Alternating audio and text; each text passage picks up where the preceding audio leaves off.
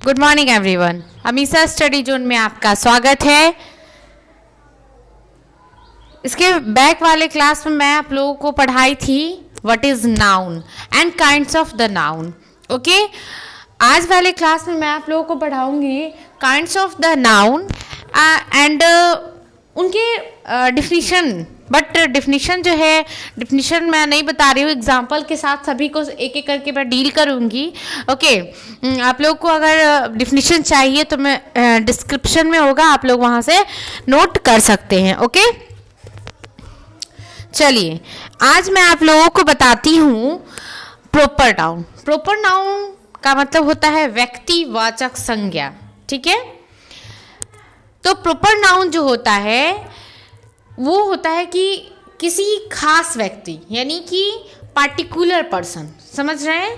Particular कहने का मतलब होता है, जैसे देखिए यहाँ पे राम दिया हुआ है, तो राम एक नाम है, यानी किसी व्यक्ति का तो नाम हो सकता है ना। ठीक है, तो ये जो है पार्टिकुलर है। जैसे मान लीजिए कि आपके पास कोई डॉग है, ठीक है, और उस डॉग का कोई आप नाम रख देते हैं, जैसे टॉम रख दिए, जेरी रख दिए एंड कुछ भी, तो उसका जो हमने नाम रखा वो हमारा क्या होगा, प्रॉपर नाउन होगा। बात आ रहा है समझ में। जैसे देखिए यहाँ पे इंडिया है, मई है, इसको मई बोलते हैं इंडिया।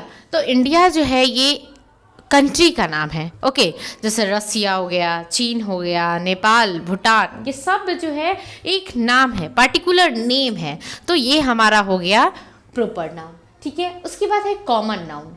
कॉमन नाउन में क्या होता है कि हम किसी का नाम ले रहे हैं और उससे जितने भी पूरी जाति, उनके काइंड, ठीक है, सेम काइंड का बोध हो जाता है। जैसे मैंने बोला कि आपको बॉय, तो बॉय बोला तो मैंने एक बॉय का नाम दिया, तो एक ही बॉय तो नहीं आएगा ना, जितना भी लड़का है, यानी जितने भी बॉय हैं वो सब आ जाएंगे।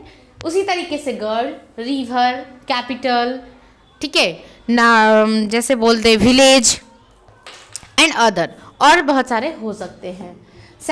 थर्ड नंबर है कलेक्टिव नाउन। कलेक्टिव नाउन का मतलब होता है समूहवाचक संज्ञा, समझ रहे हैं।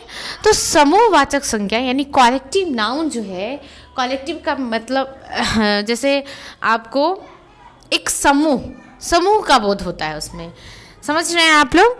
जैसे यहाँ पे मैंने एग्जाम्पल में लिखा है कमिटी है, ठीक है, कमिटी है। उसके बाद है army, class, crowd, mob. Army मैंने यानी लिखा है पार्लियामेंट।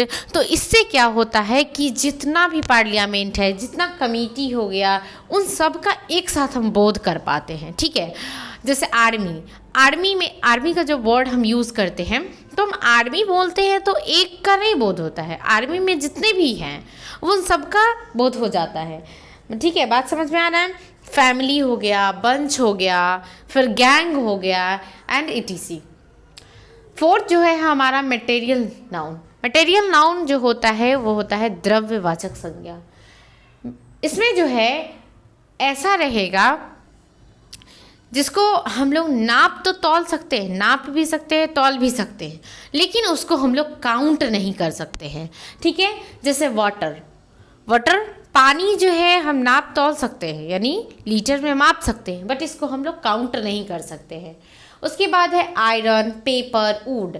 एक चीज़ ध्यान दीजिए, वुड जो है यानी लकड़ी जो है वो तो है मटेरियल नाउन, बट लकड़ी से जो वस्तु बनेंगे जैसे चेयर, टेबल, तो ये सब जो हो जाते हैं इनको हम लोग काउंट करते हैं। तो वुड जो हो जाता है वो मटेरियल में आ जाता है। ठीक है, उसी तरीके से और सारा मैं इसमें एक और, जैसे ब्रेड हो गया, तो ब्रेड मीन्स होता है रोटी। ठीक है, और वही हम लोग जैसे एक रोटी का यूज़ करते हैं तो वहाँ पे हम लोग लिखते हैं a piece of bread.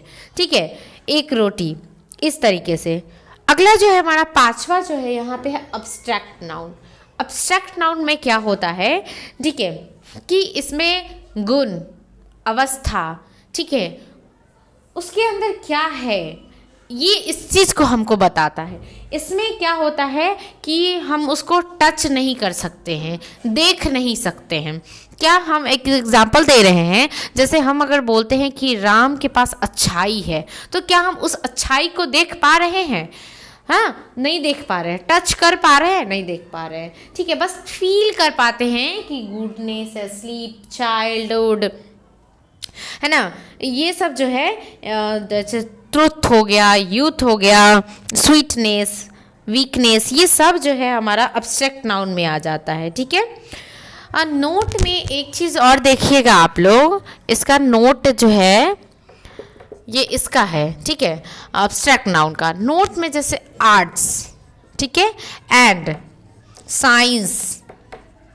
Science जो है ये जो है ये भी अब्स्ट्रैक्ट नाउन है। समझ में आ रहा है? जैसे इसी में फिजिक्स, केमिस्ट्री, ज्योग्राफी, बायो जो भी आता है, ये सब जो है अब्स्ट्रैक्ट नाउन ही है। ओके, तो जैसे आप लोगों को मैंने इतना बताया, अगर कन्फ्यूजन है तो प्लीज़ कमेंट करिएगा। ठीक है, और मैं कुछ क्वेश्चन लिख रही हूँ, उसको आप लोग बताइए। तो 1 नंबर में जैसे मैं लिख रही हूँ ऊड, तो बताइए ऊड क्या है? ठीक है, इस तरीके से वाटर, वाटर जो है ये क्या है? इसका आंसर प्लीज़ आप लोग कमेंट करिएगा। ओके, तो ये तो था हमारा कि क्या बोलते हैं, काइंड्स ऑफ नाउन जो था ये मैंने आप लोगों को बताया। तो ये जैसे पुराने वाले ग्रामर में था, ओल्ड ग्रामर में, तो ये उसके आधार पे था। अगले क्लास में आप लोगों को मैं बताऊंगी कि मॉडर्न ग्रामर में क्या होता है। ठीक है, मॉडर्न ग्रामर में थोड़ा सा शॉर्ट हो जाता है। ठीक है, 2 पार्ट को हटा दिया जाता है, तो इसके लिए कोई बात नहीं है। आप लोग आज इतना ही करिए। ठीक है, और प्लीज़ मुझे क्वेश्चन का आंसर दीजिएगा। आज के लिए इतना ही। सबसे पहले वीडियो को पाने के लिए लाइक एंड सब्सक्राइब करें और बेल आइकन ज़रूर दबा दें। ठीक है, तो थैंक्स वॉचिंग माई वीडियो।